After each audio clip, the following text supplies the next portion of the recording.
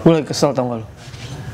Gue lagi kesel sama Titin Karisma. Katanya Titin Karisma selingkuh sama Mas Adam Suseno. Gue sebagai penggemar Bainul gue nggak terima. Tapi ini Mas Adam Suseno kayaknya belum pasti dia selingkuh sama Titin Karisma. Kayaknya emang Titin Karisma yang nyari sensasi ya. Gue ngecek-ngecek beritanya ini, si Titin Karisma ngomong mereka pernah tit di mobil. Terus ada bekas tisu waktu dipakai buat ngelap tit Mas Adam. Tapi udah dibuang katanya Titin. Terus dia udah punya anak dari hubungan gelap sama Mas Adam Suseno.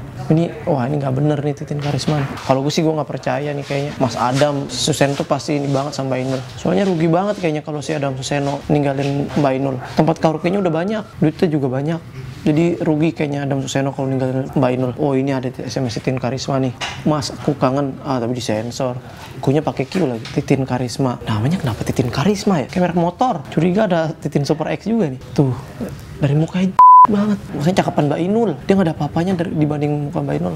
Rugi banget nih kayaknya Mas Adam nih kalau ninggalin Mbak Inul cuma demi Titin Karisma.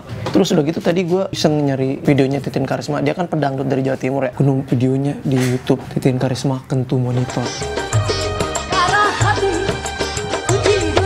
Videonya cuma di hajatan gitu, ada di ibu kampung ada anak kecil, tapi goyangnya eksotis banget. Nggak mungkin Mas Adam Suseno meninggalkan Mbak Inul cuma demi perempuan seperti ini. Saya percaya sama Mas Adam Suseno.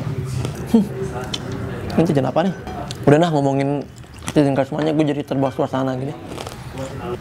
Ngomong gue lagi makan jajan ini. Oh nggak banyak, nggak tahu ini tuh namanya kolang kaling. Jajan kolang kaling.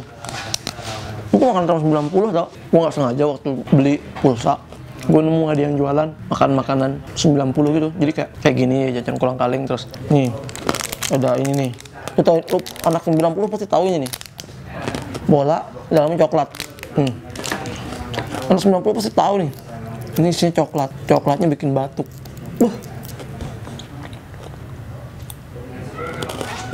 Oh ini. Telur cicak. Anak 90 pasti tahu telur cicak.